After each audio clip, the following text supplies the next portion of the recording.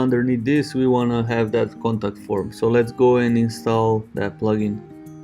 We go to plugins, add new, and we said it's called contact form 7. And there's a lot of contact forms you can play around with and try some other ones that you think they're better.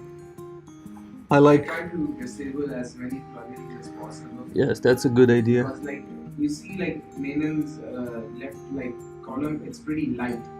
When you install a theme, they usually come pre-packed with plugins, and it's gonna be filled all the way down. And it can slow down your site and all that stuff and make it incompatible and Especially when you do WooCommerce. yeah, well, some things are, don't use plugin that you don't really need. Just don't install crap on your site.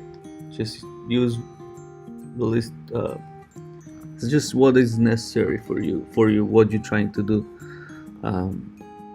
Okay, so we installed it and we see here it says contact, and now we have if you click on contact forms, it gives you all the contacts contact forms that are created. This one is coming default with the plugin, and their documentation is awesome. Really, you can go and read about how to do anything with this plugin, right? We don't have time now to go and read all the documentation and all different things and stuff, but we're gonna create one simple contact. So let's see this contact form one, that default one that is coming with the plugin. We click on edit and let's see what it says. So this is the form itself. This is the language they use, and you just gotta learn it. And you see it says here editing form template. You click and then you see how you do certain things. So if you write label like this and you close it, it's similar to HTML, but it's not really HTML. So if you add required like this, it's gonna make that field required. So they have to fill this in before they send. They can send email. Then this label is gonna say your email. It's gonna be required. It's gonna do this part and all that stuff. So let's see how this looks like on the front end. For the mail section, you can set up to, so where the email to go to when they send it, when they click submit. This is how it's gonna show in your inbox. This is what the subject is. This is the header, and this will be the message. So your message, actually this part here is matching whatever they put in the message box. And you can read through the messages here. This is what is gonna show up when you see it says everything is very documented and nicely described for us. So we can see sender's message was sent successfully. That's when they click on the message to send the message. If everything works, this is the message that it gets displayed for them. So you can edit it. You can just type something else, something you want them to show to people. And the way you show this to the front page, it's called shortcode. It gets generated for us, and you can find it right here on the top in this blue. And it says copy this shortcode and paste it into your post, page, or text widget content. So let's get this shortcode. And this shortcode represents everything that we set up here, right? All these settings will be that contact form. So let's go to one of those posts that we have on the front page. Let's say first feature blog. And at the end of this post, we want to just paste this shortcode and update this post and go to the front end of the post and see what's happening. So this is our post, and then there it is. See, it's your name, it's required, your email, subject, and your message, and this matches everything that we set up in our form over there in the contact right here. So there it is, the label is this. So this in these square brackets actually builds that input field that we had.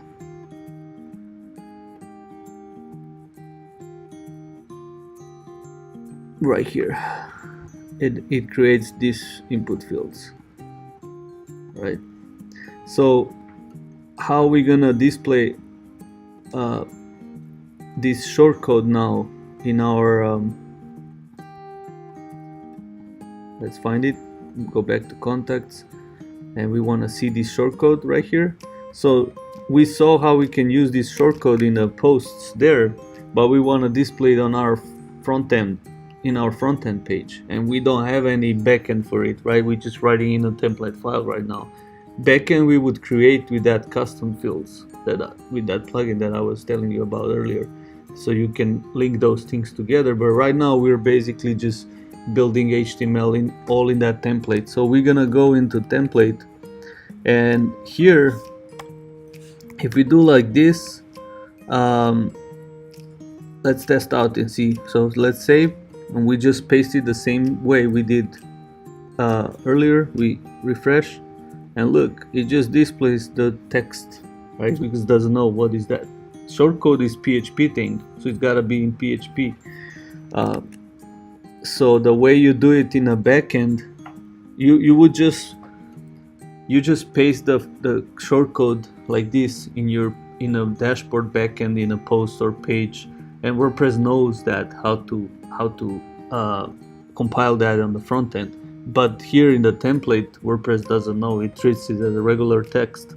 So what you need to do is to use PHP. So we gotta open PHP tags and close them. Close, and then inside we do echo. To echo is PHP for displaying something or printing on the page. And then we want to do function, WordPress function, that it's named do underscore shortcode, and then in the parentheses we do in single quotes as a parameter, we just paste this shortcode.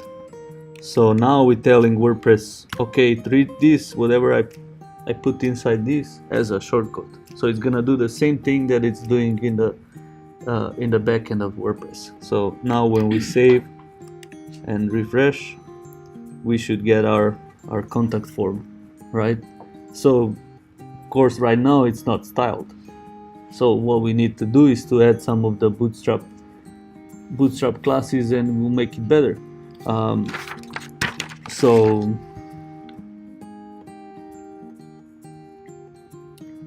yeah, let's try to do something very basic. So we want to wrap. This is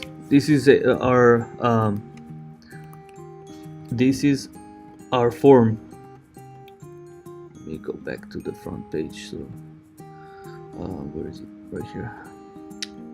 So you see, it's just a label with the input text box. So if we wrap it into the container, for example, or row, we can say, okay, be this big or this width. We can use bootstrap stuff. So here in the backend, we can just create div with the class of row, which in bootstrap, if you remember from last time, allows us to use those column stuff to be able, it's still here from last time, the drawings, so to be able to like do the grid system for width screens, and then do different ones for small ones, all those bootstrap stuff. So let's indent this a little bit. Oops, that doesn't work in this thing. And then let's close that div in the bottom, and then you're doing it here so that we could reuse. Yes, and then form on other pages, as opposed to doing it. Exactly. Okay. So if you do it here, I mean, you can do it both way. You can do it around this, right? Mm-hmm. But then it only happens here. So if you use this shortcode anywhere else, you're gonna have to do it again. So to me, I think it's better to do it here inside that contact form itself. And then if you need something custom, then you just duplicate this contact form. Have another form that is same like this, but just change that slightly, this structure here. So we wanna now add first, let's say we want first name and the last name to be like in the same line. So we want them to be 6 on half kind of way, 6 width to be here, and for name, and 6 for last name. um, 6, and then we close that after the name, right? So that's the first half of it, and then the I don't have here last name and stuff. So I guess we can just wrap the whole thing right now in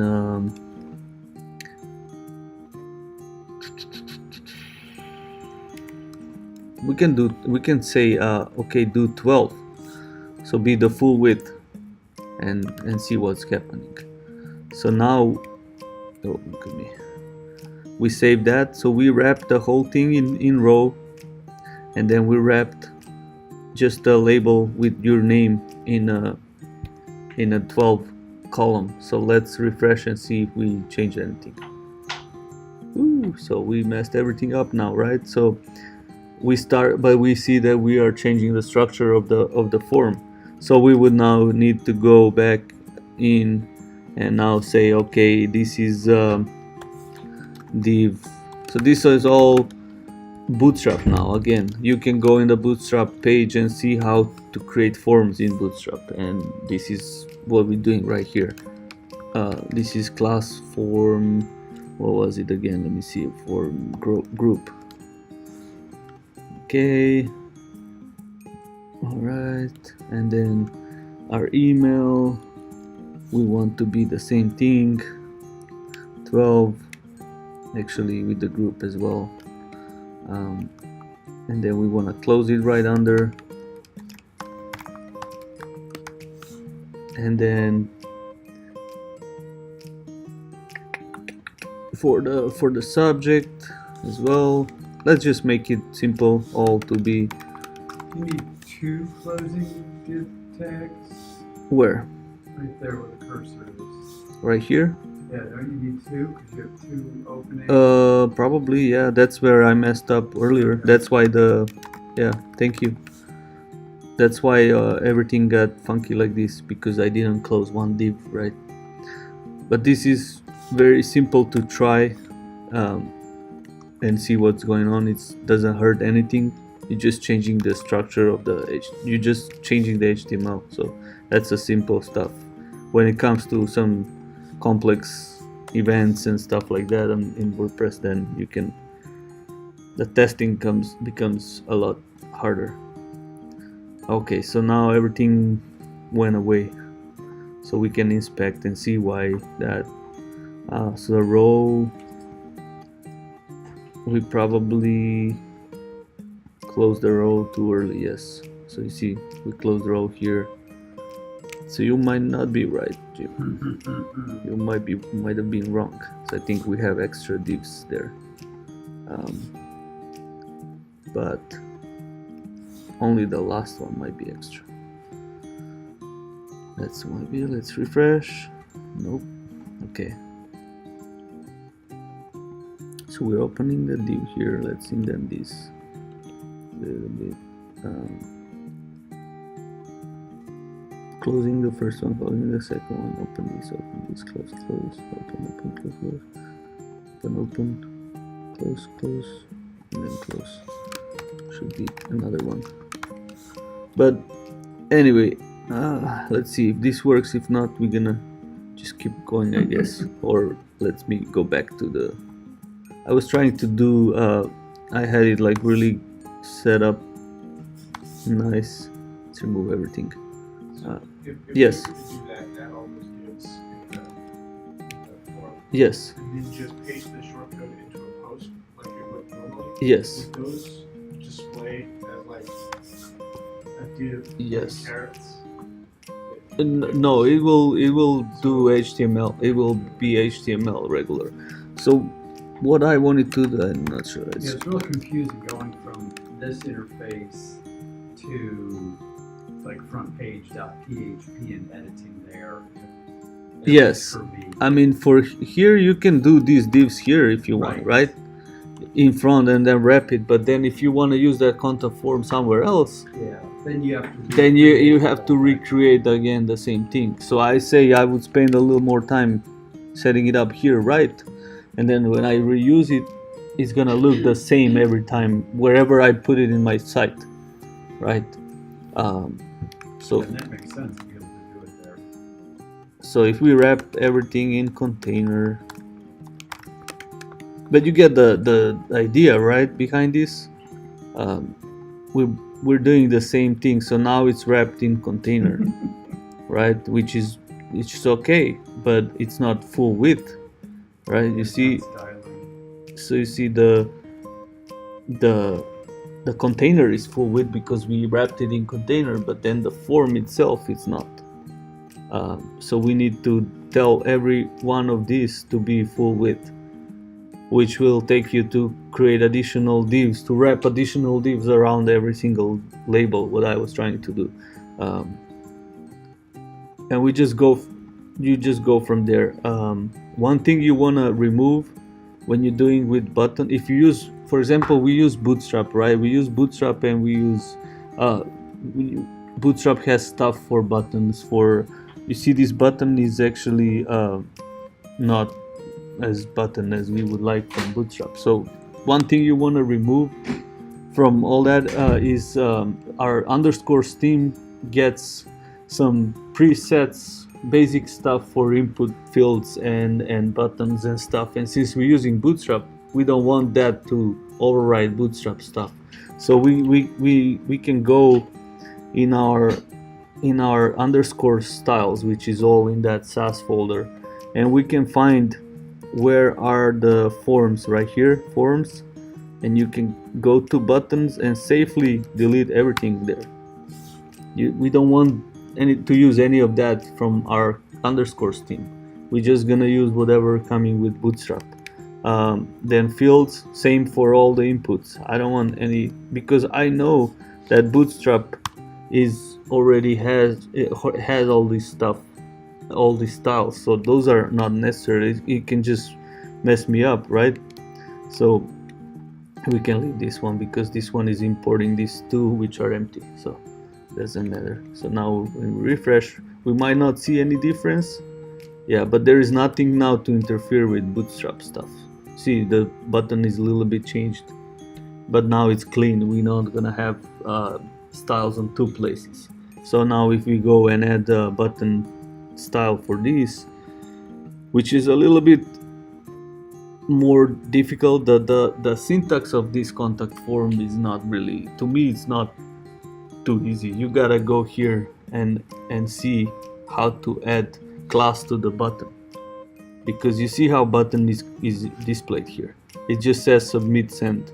This is what is creating that button on the front end. So I want to add BTN and BTM primary, for example, Bootstrap class to this button, but how I'm gonna do it, I don't know, right? I don't know, because this is language that it's not. So you gotta go and read here how to do it. Read about all this in the documentation. Read about all this. You see button, submit button, there it is.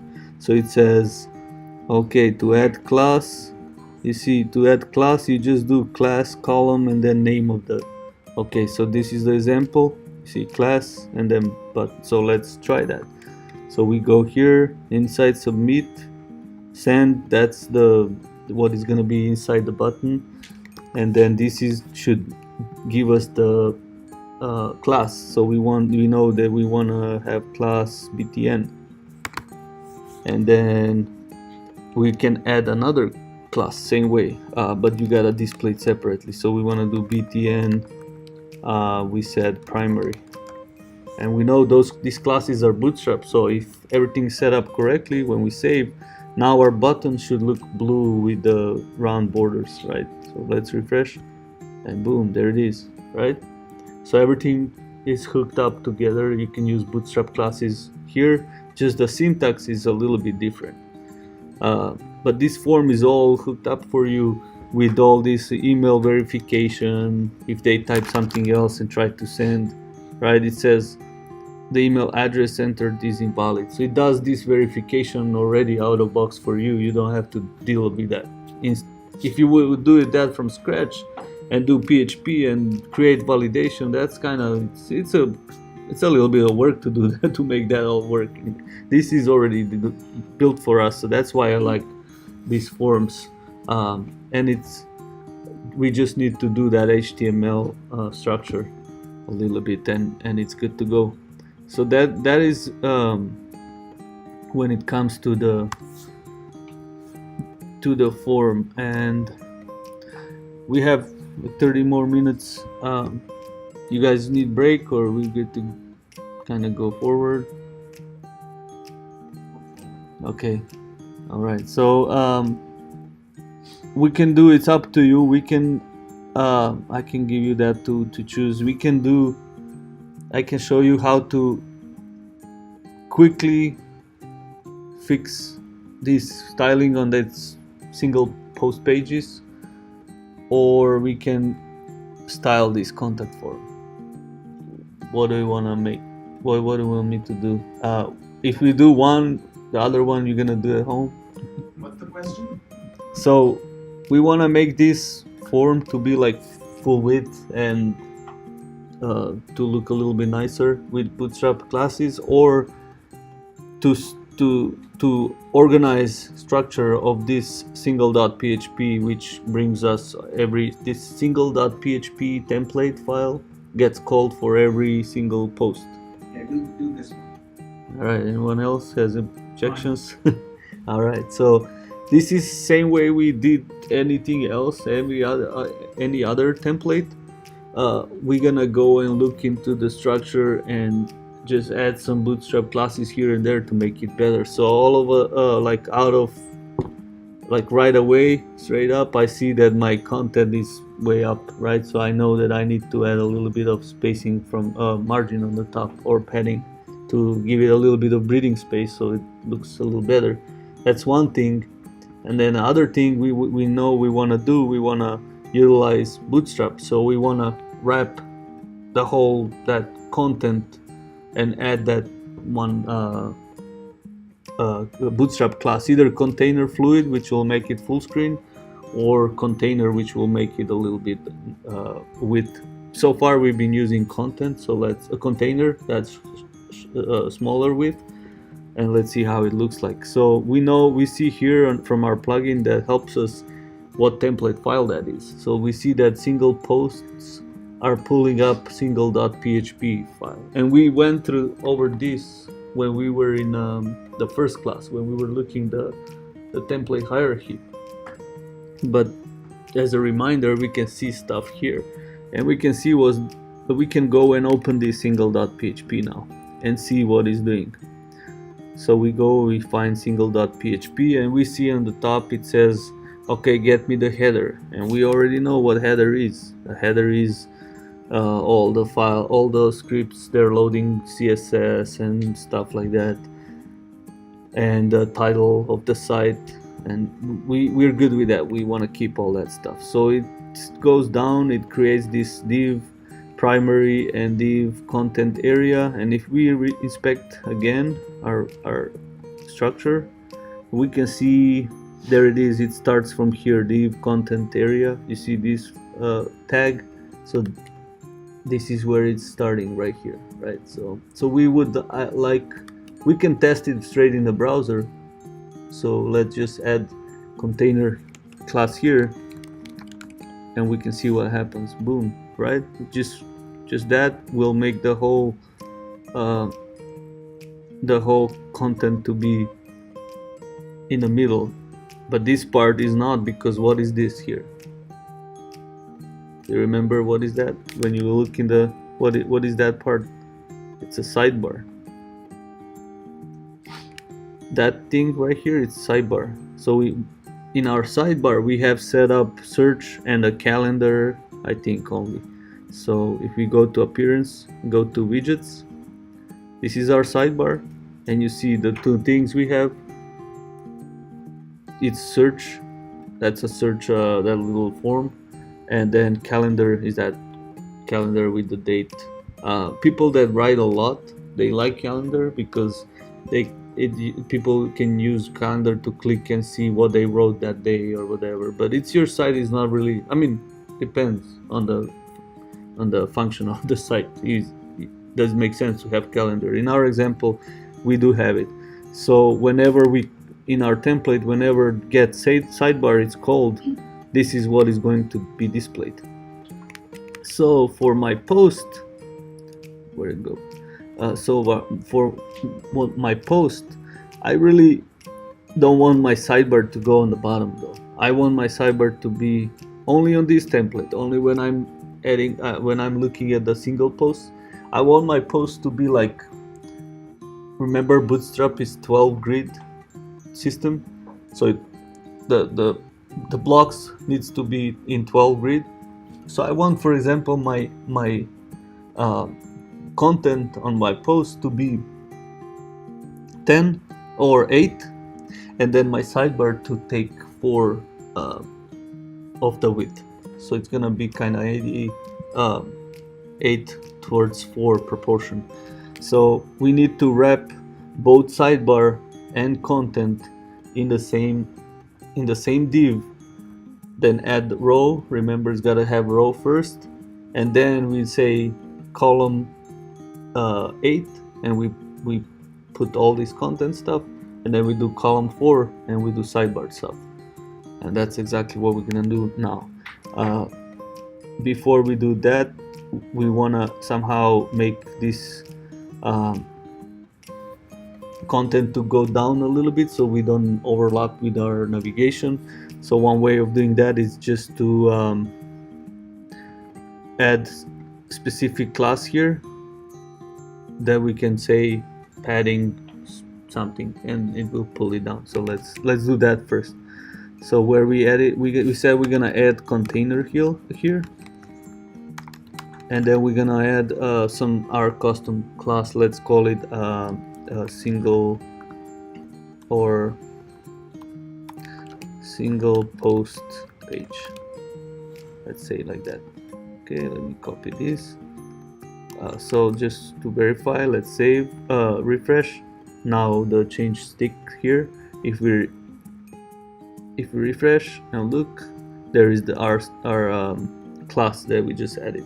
So we want to do, let's see, in the browser to test, we want to do padding top 5 ems.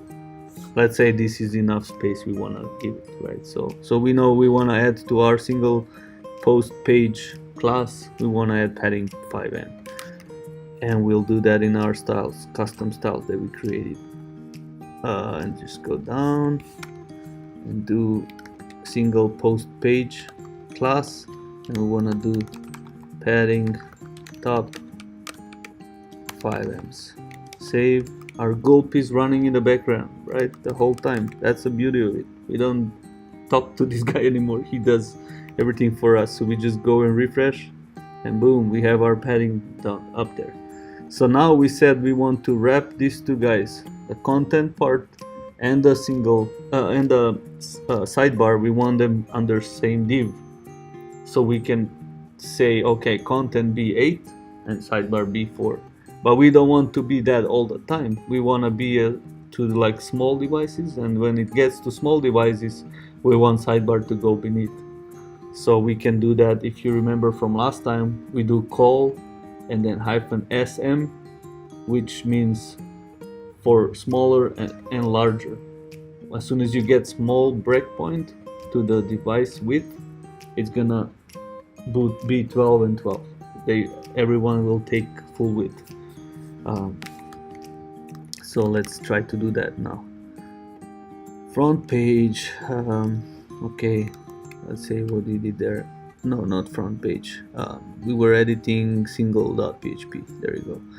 So we see that this is where that main div is getting opened, and then sidebar is outside of it. That's why when we look here, this is like the width of the container, and the sidebar is like below it, and it's full page. It doesn't do anything. It's by its own. So we want to move it inside that main div.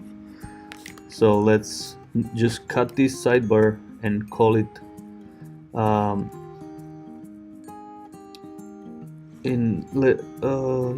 let's create first. This is the way right here. You see, we recognize the loop. So this is what is displaying the content of our post. So we want to, will that work like that? Yeah, it can. So we want to wrap this one first. We want to create div that it's class row. That's what we said initially. We said we want, come on, we want to wrap everything in row container. Okay, so now we want to create one div for the content and one div for the sidebar. So we want to do div with class of call. We said only on smalls and larger screens. We want the width to be 8, and that's proportion 8, right? So let's display all the content, and right before you're done with displaying all the content, close that div. So let's tab the inside so you can kind of see more. So there is this div 8, it's closing right here, and now we want to do div 4 for the sidebar. So let's do div with class call, same small, and then 4. So it's matching the Bootstrap grid strategy system. 8 and 4 gives 12, so we're good. And now we want to put that sidebar inside this div, and of course we need to wrap it in PHP first. We open PHP and then we close PHP, because this is PHP function. Did you just leave it like that before PHP? HTML we just display text because it doesn't know that that's function, that's PHP. You have to wrap it in. So now there it is, our row. This is where it's closing. Okay, so you see the problem. I open main is outside of this row, and here I'm closing main inside, so I need to replace that. So I need to close the row first and then close main. Okay, so let's indent a little bit. Hopefully that will help make more sense. So this is one section, this is other section. Let's indent this div a little bit. So this is our div that we added inside everything that is with class row, and then we adding two divs. One is with 8, and then inside it's all the content stuff that WordPress will get the content and build all these things. We don't really worry about that. We know we want everything right now. And then we added another div that is gonna be 4, which will make it to go on the side because it's gonna do 8 and 4. And then inside we put that get sidebar, which will display all the sidebars. So let's see what we did there. Let's refresh, and there it is. You see the content is here, and then our sidebar is there. And you can change the sidebar by going here and adding whatever. Let's add categories to the sidebar right underneath or between search and calendar. Let's refresh now, and boom, all our categories showed up, right? So it just depends what you want, how you want to structure your website, what you want to show, what you're doing on your website, right? You can do different things in this widget. There is a bunch of stuff, and some plugins are coming with their own things. You can do audio, you can do images, pages, however you want to organize. But this sidebar is where you make users to be able to click easier, so they navigate your website easy, right? So let's say we're good with that, and if we test, you see we go smaller devices, smaller, it's fine. It's still 8 and 4, it's still 8 and 4. This is now around medium size, and it should go boom on small. It pushes that sidebar beneath, because it doesn't make really sense to have that, to push and squeeze that sidebar in the side, right? So right away you made your website responsive just using Bootstrap classes, so you don't have to worry about media queries and all that stuff that usually you would do when you're writing HTML from scratch. So now every post we go to, it should have the same structure. So let's click that other post, boom, it's the other different. It's the same structure, but it's using its own post contents. So we can go in and then change how the image will display, how these things will display, and all that stuff you can see where they're coming from. So this is the content. So we know that it's somewhere here, and we say, well, this post has stuff, get this template part from this folder, template parts, and then content.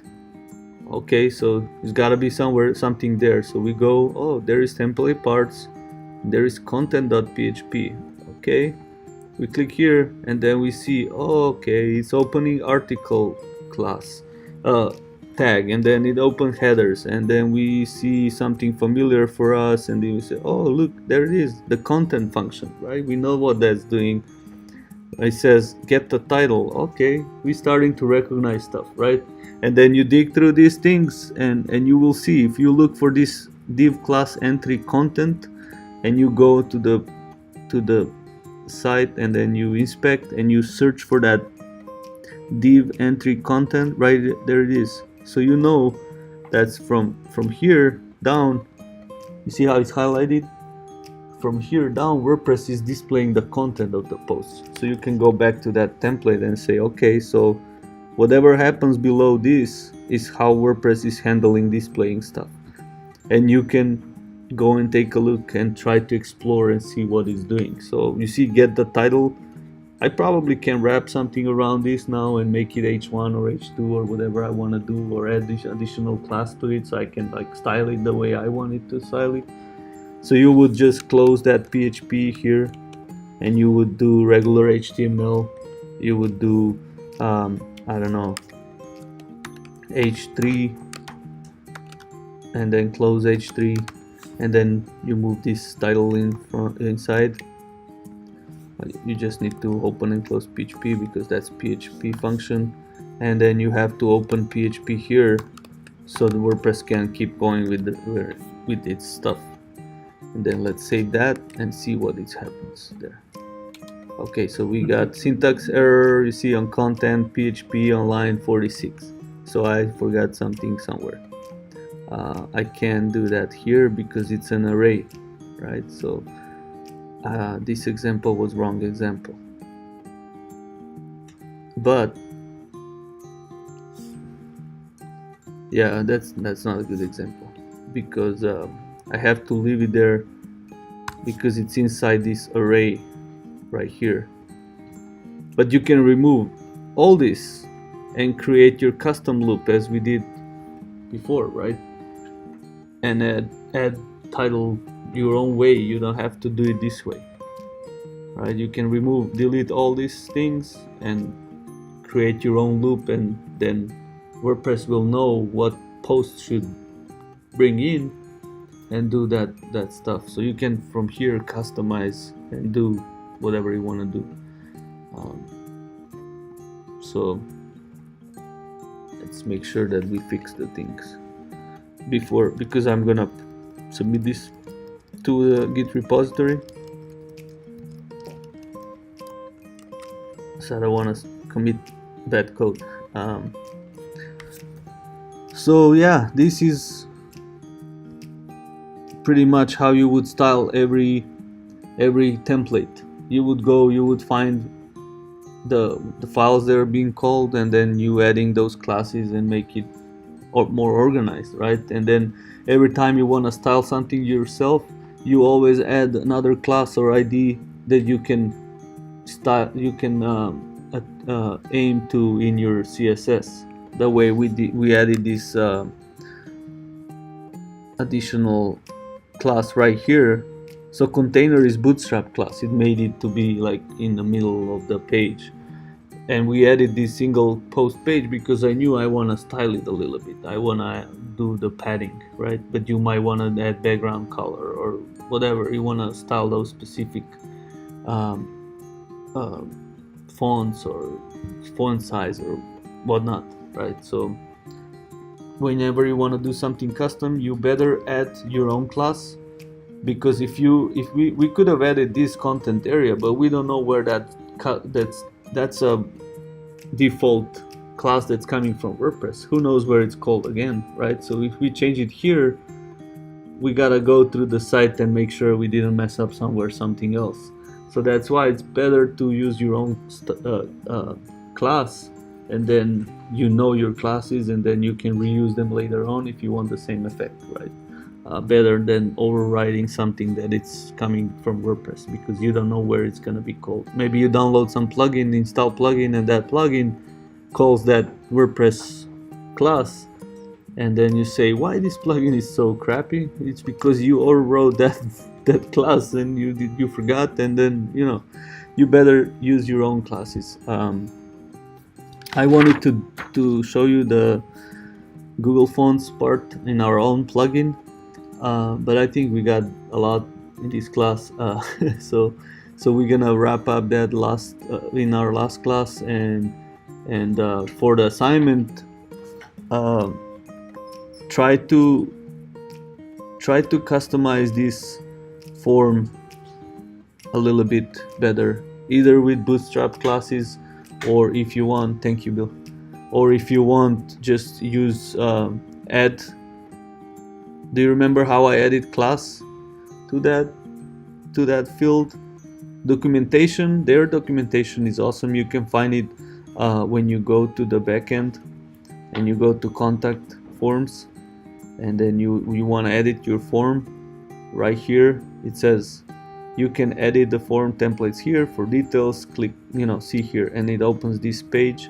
You click on documentations, and here you can see, it's very easy actually to see, but the syntax is not usual, it's unique, so you have to really see how they expect you to add the class, right? So I would not know that for sure how to do it if I don't see here.